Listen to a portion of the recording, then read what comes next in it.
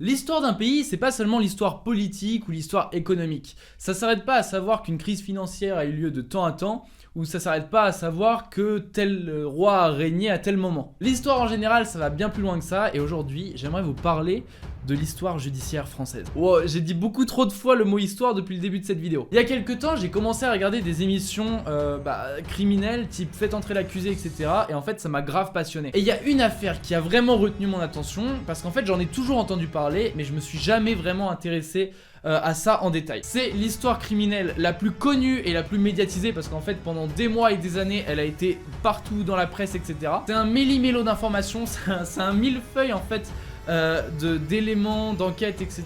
Et aujourd'hui, c'est pas résolu en fait. Mesdames et messieurs, j'aimerais vous parler aujourd'hui de l'affaire Grégory. Pour être plus pointilleux sur cette vidéo et même mener ma propre enquête, j'ai décidé de carrément me rendre sur les lieux de l'affaire à 500 km de chez moi dans l'Est vers Épinal. Le mec il se prend pour Sherlock Holmes quoi. Du coup pendant que je vais vous présenter l'affaire, il y aura des passages où je serai directement là-bas sur place pour vous montrer les lieux où ça s'est passé, etc.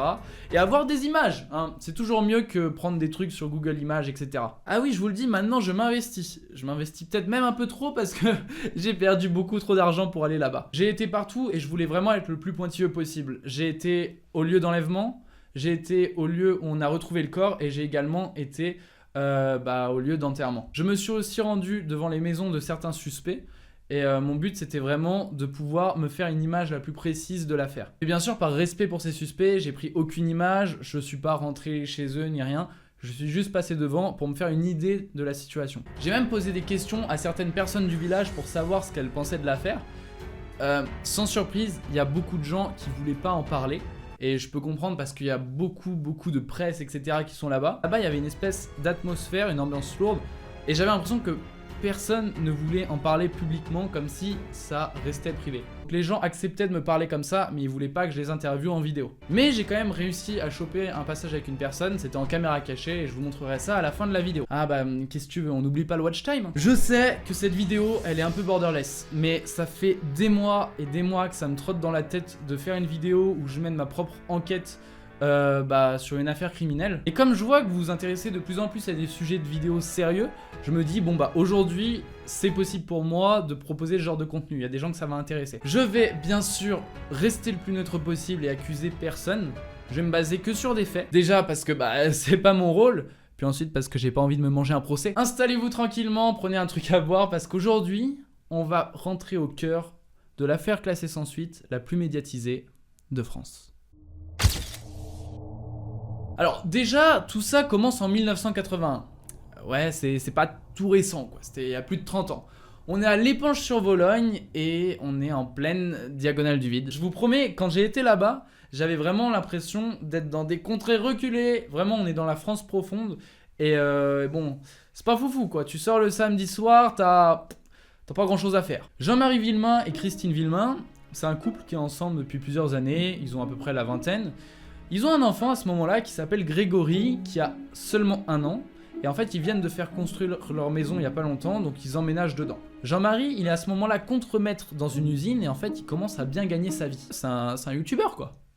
C'est bon, je rigole. Et au fur et à mesure, ils s'aperçoivent que dans leur famille, il y a un peu des jalousies envers eux. Donc ça commence à créer des tensions un peu malsaines. Et peu à peu, ils vont commencer à recevoir des appels un peu chelous d'un corbeau. En gros, c'est un mec qui a une voix rauque et qui les harcèle. Il prend une voix un peu bizarre, il prend une intonation chelou et il s'amuse à les appeler. Sauf qu'il n'y a pas que eux qui reçoivent ces appels, il n'y a pas que Jean-Marie et Christine. Il y a aussi les parents de Jean-Marie, qui du coup sont les grands-parents de Grégory. Donc eux, ils s'appellent Albert et Monique Villemain et ça va être principalement eux les victimes de ce corbeau. D'ailleurs, c'est bizarre parce que ce fameux corbeau, il les appelle régulièrement et il connaît plein de choses de leur vie privée. Donc en fait on peut penser que c'est quelqu'un de la famille, même le corbeau il connaît les surnoms de chacun, etc. Donc voilà, il n'y a pas 36 solutions, ça a l'air d'être quelqu'un de la famille. Donc les premiers mois c'était que des appels bizarres, mais plus le temps avance, plus la situation elle devient flippante. Le corbeau il va agir en tout pendant 3 ans sur la famille, donc jusqu'en 1983. Il est un peu lourd le corbeau quand même. Et ce qu'il fait, ça devient de plus en plus concret. Par exemple, à un moment, Christine Villemain, elle est chez elle avec Grégory, et là, il y a un carreau de la maison qui est cassé. Pas longtemps après, il se passe un autre truc aussi, t'as les pneus de la voiture de Christine et de Jean-Marie Villemain qui sont crevés en fait. Bon là du coup on est plus trop sur Dylan, 12 ans, s'amuse à faire des canulars téléphoniques avec ses copains après les cours. Non, là on est plutôt sur un bon gros malade. On est quand même sur une situation bien creepy. C'est-à-dire que le mec, il s'en prend physiquement à eux. Il fait du harcèlement physique. Je vais vous passer d'ailleurs un extrait d'appel parce que oui, il y a des appels qui ont été enregistrés. C'est assez malin de leur part.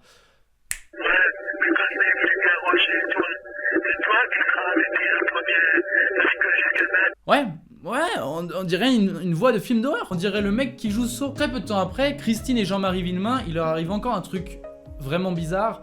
Ils reçoivent une lettre qui est postée dans leur volet pendant la nuit. C'est ça mon geste pour imiter une lettre postée en fait. Et cette lettre, elle dit « Je vous ferai votre peau à la famille Villemain ». Peu de temps après, c'est les grands-parents de Grégory, donc les parents de Jean-Marie, qui reçoivent 2 lettres. Et il y en a une des 2 qui menace directement Grégory. Bon, à ce niveau-là, on est déjà sur une histoire vraiment glauque, mais c'est que le début du drame. Le 16 octobre 84, donc 3 ans après le début des activités du Corbeau, Grégory il a 4 ans à ce moment-là. Vers 17h, Christine elle rentre chez elle avec Grégory. Et en fait, Grégory il demande à jouer juste devant la maison. Je crois qu'il y avait un tas de gravier ou un tas de sable. Et le truc, c'est que elle, pendant ce temps-là, elle va repasser. Vers 17h20, elle va le chercher pour voir si tout va bien et pour qu'il rentre. Et Grégory n'est plus là. Elle commence à le chercher, elle va demander à la voisine, mais il n'y a rien du tout. Il n'y a pas de trace de Grégory. Comme toute mère, à ce moment-là, elle commence à paniquer, elle s'affole, etc. Et elle le cherche partout. En même temps, il y a le frère de Jean-Marie Villemain, qui s'appelle Marcel, qui reçoit un appel téléphonique vraiment étrange. En fait, c'est le Corbeau qui lui téléphone et qui lui dit « Je te téléphone car cela ne répond pas à côté. Je me suis vengé du chef et j'ai kidnappé son fils. Je l'ai étranglé et je l'ai jeté dans la Vologne. Sa mère est en train de le rechercher, mais elle ne le trouvera pas. Ma vengeance est faite. » Vraiment des malades. La police est directement alertée peu de temps après et c'est une grande recherche qui commence. Mais malheureusement, vers 21h15, on retrouve en effet le corps de Grégory, sans vie, à 7 km du domicile, dans une rivière qui s'appelle la Vologne. Le 17 octobre, donc le lendemain du meurtre, Jean-Marie Villemain et Christine Villemain y reçoivent une lettre du Corbeau qui a été timbrée le jour d'avant vers 17h15 et qui dit exactement ça. « J'espère que tu mourras de chagrin le chef. Ce n'est pas ton argent qui pourra te redonner ton fils. Voilà ma vengeance, pauvre con. » D'ailleurs, ce que vous venez de voir à l'écran, c'était la réelle lettre comme elle a été retrouvée par Christine et Jean-Marie. Alors on va directement basculer là-bas sur les lieux et en fait je vais vous montrer déjà l'endroit où il a été enlevé et où ils habitaient. Et ensuite, on va passer à l'endroit où son corps a été retrouvé. Donc, on est juste devant. Je sais pas si c'est encore habité, ça m'a l'air habité. Des gens ont dû racheter la maison. Mais voilà, c'est l'endroit où il a été vu pour la dernière fois. Donc, faut savoir un truc, c'est qu'avant, ici, il n'y avait pas autant de maisons. Il n'y avait que celle-ci et une autre. Et donc, il y en a plein d'autres qui ont été construites par la suite. Et il y avait vraiment seulement que 2 maisons dans cet endroit, donc c'était vraiment un endroit assez isolé et il n'y avait pas vraiment beaucoup de passages. Vraiment autour, on voit que putain c'est juste des champs quoi. Il n'y a que dalle. Il y a que dalle. Il y a beau avoir quelques maisons en plus depuis qui ont été construites, autour il n'y a pas grand chose et en fait si vous voulez, on est vraiment sur une espèce de grande colline qui surplombe le village. Donc c'est vraiment isolé du centre du village quoi.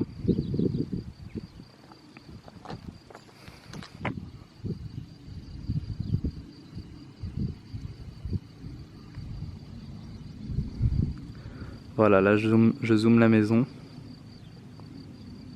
Donc je suis juste sur un espèce de pont. Et en fait ce serait ici que... Je vous montre. Ce serait vraiment juste ici que le corps de Grégory aurait été retrouvé. Il y a eu des reconstitutions qui ont été faites d'ailleurs ici. Et voilà en fait, on est à peu près à 8 km de sa maison. Pour être honnête avec vous, depuis que je suis arrivé tout à l'heure, j'ai vraiment l'impression de ne pas être le bienvenu. Il y a une ambiance générale. Je ne sais pas si ça vient du village et des alentours ou si ça vient de cette affaire, mais il y a une ambiance un peu malsaine et j'ai l'impression vraiment d'être en trop. Peut-être que c'est parce que tout le monde se connaît ici et que voilà, ce sont des petits villages où chacun sait qui est qui. Un inconnu, ça peut faire peur, mais voilà, je me sens vraiment en trop. En fait, cette espèce de petit ruisseau, ça s'appelle la Vologne. Vous voyez, avec ce pont qui le traverse. Et vraiment, le corps a été retrouvé juste ici, hein. Juste par là. Donc à ce moment-là, on est plus ou moins sûr d'une chose, c'est que ce fameux corbeau qui harcelait la famille pendant 3 ans, il est finalement passé à l'acte. Ça devient l'affaire numéro 1. Ça va faire le tour de la presse et pendant des mois et des mois, ça fera en fait la une des médias. Bon, à partir de ce moment-là, je vous mens pas qu'une grosse enquête va débuter. Et cette enquête, elle va être organisé et dirigé par le juge Lambert. Il a une trentaine d'années à ce moment-là et il n'est pas encore super expérimenté. Il est sorti il n'y a pas très longtemps de l'école des magistrats et généralement, les juges qui sortent d'école, on les met dans des petites villes assez tranquilles où il se passe pas grand-chose. Comme ça, ils se font la main sur les affaires. Pas de bol, qu'est-ce qui lui tombe sur le coin de la gueule? La plus grosse affaire criminelle possible. Il s'attendait alors pas du tout à avoir une affaire de cette ampleur. Il a donc pour rôle de diriger l'enquête concernant l'affaire Grégory. Pendant une dizaine de jours, les enquêteurs vont mettre tout en œuvre pour retrouver le coupable, à base de reconstitution, interrogatoire, etc. Le 5 novembre 84, donc plus d'une dizaine de jours après la mort de Grégory, Bernard Laroche, le cousin de Jean-Marie Villemain, est inculpé pour meurtre de Grégory. Et ça à cause de 2 éléments. Le premier, c'est que Bernard Laroche, il est marié à Marie-Ange Boll. Et en fait, c'est sa femme. Et en fait, Marie-Ange Boll, elle a une petite sœur qui a alors 15 ans. Cette petite sœur, elle s'appelle Muriel Boll et elle vit chez Bernard et chez Marie-Ange. Lors d'un interrogatoire, Muriel Boll, elle lâche aux enquêteurs que le jour du crime, Bernard Laroche, il est venu la chercher à l'école, qu'ils ont été prendre Grégory, que Bernard Laroche et Grégory sont sortis de la voiture tous les deux, que Bernard Laroche est revenu dans la voiture, et que il y avait plus Grégory. Alors là, c'est the scoop. On se dit que on a trouvé le coupable et que ça peut être que lui. Elle est renvoyée chez elle après l'interrogatoire, Bernard Laroche il est inculpé, etc. Le truc, c'est que comme je vous l'ai dit, elle vit chez Bernard Laroche et chez Marie-Ange. Truc de ouf, 4 jours après, elle retourne au commissariat et elle revient sur tout ce qu'elle a dit. Elle déclare que son beau-frère, il a jamais enlevé Grégory, qu'il est innocent et qu'elle a été mise sous pression par les enquêteurs. Non, j'étais pas dans la voiture de Bernard. J'ai jamais été sur l'éponge, tout ça. Où le gosse a été noyé, j'ai jamais été là. Je connais pas l'éponge de celle. Bernard est innocent, mon beau-frère il est innocent. Jamais été avec mon beau-frère. Depuis ce moment-là, elle n'a jamais démenti cette version. On sait pas si c'est la vérité ou pas. On sait pas ce qui s'est passé. On sait pas si elle a été vraiment mise sous pression par les enquêteurs au point d'inventer une telle histoire, ou alors si dans sa famille elle a eu des menaces, etc. et que ça l'a poussé à revenir sur ses accusations. Mon ami Fabien Olicard, si tu passes par là, j'aimerais beaucoup avoir ton avis sur le langage non verbal de Muriel Boll lorsqu'elle revient sur ses accusations. Donc tu m'envoies un message et tu me dis, bien sûr ça restera privé, hein, je le balancerai pas publiquement, c'est juste pour avoir ton avis là-dessus. Autre élément contre Bernard Laroche, il y a eu des analyses d'écriture qui ont été faites sur les lettres du corbeau, et il semblerait que y ait des similitudes entre l'écriture du corbeau et entre l'écriture de Bernard Laroche. Donc il est emprisonné, etc. Mais en février 85, ses avocats ils arrivent à le faire sortir de prison pour manque de preuves. Les analyses d'écriture en fait elles n'avaient pas bien été déclarées, elles n'avaient pas été faites selon les conventions, etc. Donc elles étaient plus officielles.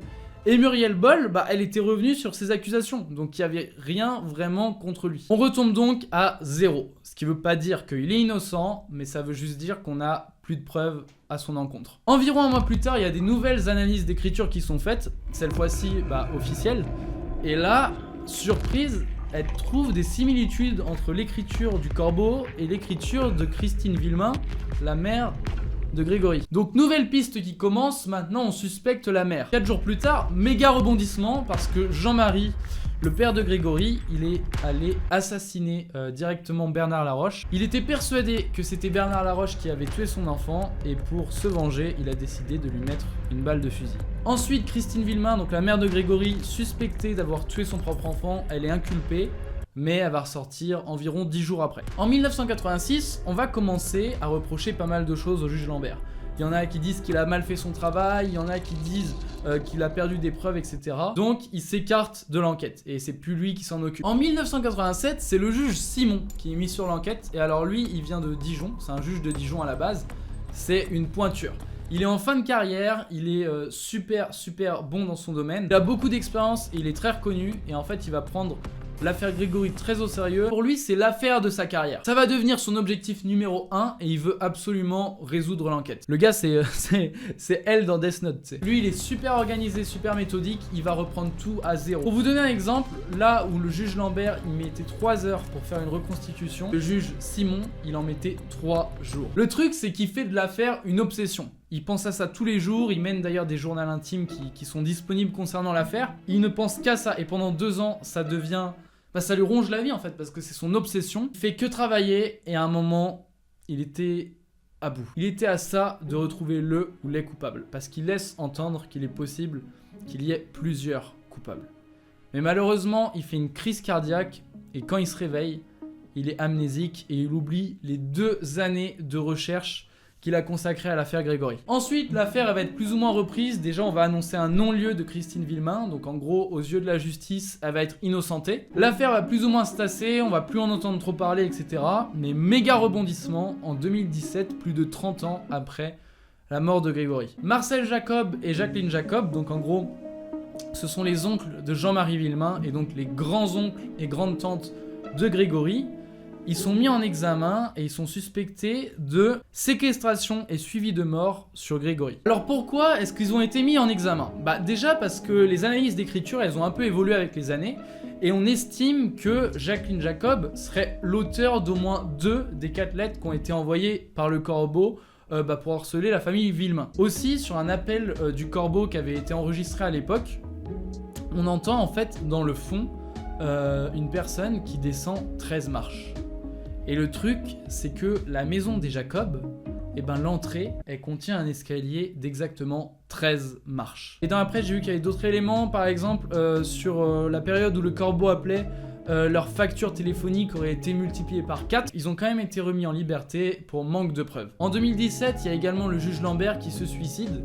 Suite à la réouverture de l'enquête, il veut pas faire face encore à une pression, à des menaces, à des insultes, etc. envers lui parce que ça lui est beaucoup reproché d'avoir fait n'importe quoi dans cette enquête. Bref, c'est trop pour lui et il décide de mettre fin à ses jours pour ne pas affronter tout ça. Et d'ailleurs, c'est pour ça que cette affaire est considérée comme affaire maudite parce que même les 2 juges qui ont enquêté sur l'enquête, il leur est arrivé des merdes. Les 2 ont fini par mourir.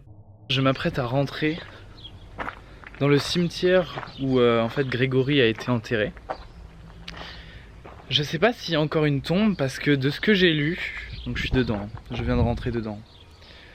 Je sais pas s'il y a encore une tombe parce que de ce que j'ai lu, dans les années 2000, plus précisément je crois en 2004, il a été exhumé. Donc exhumé, je savais pas ce que ça voulait dire. Je me suis renseigné, c'est quand une personne est déterrée de sa tombe pour être... lui dans l'occurrence, il a été incinéré. Parce que ses parents le voulaient à côté d'eux. Donc, parce que ses parents le voulaient ses cendres à côté d'eux. Donc il a été exhumé. Je vais essayer de voir si il y a quand même une tombe, mais j'en doute.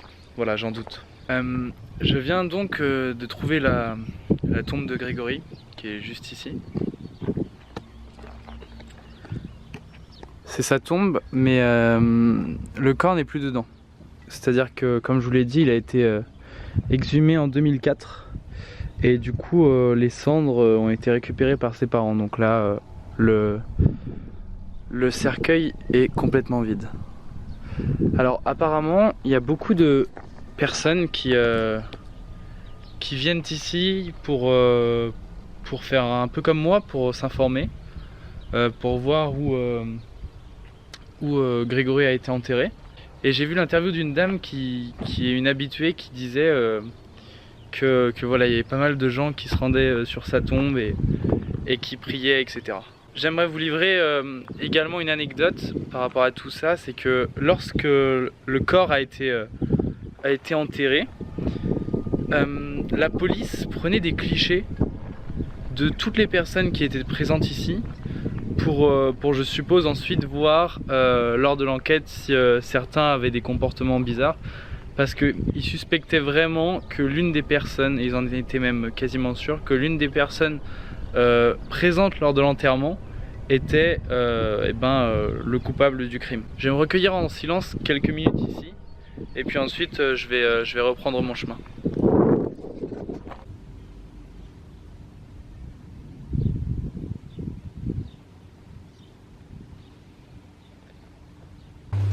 Un pain au chocolat, s'il vous plaît. Oui. Non, je suis pâtissier. Je suis venu là pour quelques jours parce que pour un projet scolaire, en fait, je dois faire une enquête entre guillemets sur l'affaire Grégory. Encore ça. Et du coup, je suis venu un peu sur la lue. C'est un peu tabou ici, non? C'est un peu tabou ici. Ah oui, Il y a beaucoup de gens qui viennent comme ça par rapport à ça. bon, pareil, mais puis ils tomberont jamais coupables. Vous pensez? Oh, voilà. Parce que ici c'est localement, il se dit quoi par rapport à ça? Ils en aura le bol, quoi. C'est une enquête qui. Ça changera rien, ils ne pourront jamais. Ils pourront jamais, de toute façon. Ouais, j'ai vu. Mais dans le temps, c'était pas comme ça, hein. Quand ils ont retrouvé le défunt, c'était pas comme ça. Hein. Ah ouais, c'était. Avant, c'était plus. Il y avait plus de magasins ouverts, hein. Il y avait plus de... Ah ouais, depuis. Ah oui, oui. Ça a baissé la fréquentation des lieux. Donc en gros, pour notre coupable, on avait 3 pistes, du moins sur l'enquête qu'on connaît actuellement. La piste Bernard Laroche, la piste Christine Villemain et la piste Marcel et Jacqueline Jacob. Aujourd'hui, il y a plein de théories qui fusent sur cette affaire, mais elle est toujours considérée comme non résolue. On sait toujours pas qui a tué Grégory, et c'est vrai que je trouve ça fou qu'avec tous les moyens qu'on ait aujourd'hui, on n'arrive pas à déterminer le coupable. On sait aller sur la lune, mais on n'arrive pas à résoudre une affaire de cette ampleur. Mais c'est vrai qu'il faut comprendre qu'à l'époque, il n'y avait pas autant de moyens et que c'était beaucoup plus compliqué. Beaucoup de personnes pensent que tout ça, c'est un espèce de complot familial qui a été fait par plusieurs membres de la famille, et que du coup, il y aurait une espèce d'omerta où tout le monde se tairait. Cette affaire, c'est donc une affaire criminelle classée sans suite. Du moins, pour le moment. Je dois vous avouer que c'était vraiment pas évident d'aller là-bas. Je sais pas, il y avait une espèce d'ambiance, une atmosphère que j'avais vraiment l'impression que c'était malsain et que l'air était lourd. Alors je sais que c'est trop what the fuck ce que je dis, mais c'est vraiment ce que je ressentais sur le moment. J'avais juste l'impression de pas avoir à être là et que fallait que je parte. Les gens là-bas, ils ont pas envie de parler de cette affaire et ils veulent réellement qu'elle reste dans le passé. On se demande même s'ils veulent vraiment que ce soit résolu. Si vous voulez plus d'infos sur l'affaire, je vous mets plein de liens en description que j'ai également utilisé pour mes recherches. Suivez-moi sur Instagram, mon Instagram c'est Léonard Berduca, il est juste dans la description. Moi je vous dis à mardi prochain pour une nouvelle vidéo parce qu'on sort des vidéos tous les mardis jusqu'au million d'abonnés. Salut! Hey, tu peux regarder une des 2 vidéos qui s'affichent à ton écran, soit à gauche, soit à droite, soit à gauche, soit à droite. Sinon tu peux t'abonner, tu cliques juste sur le rond qui est au milieu. Voilà, ciao.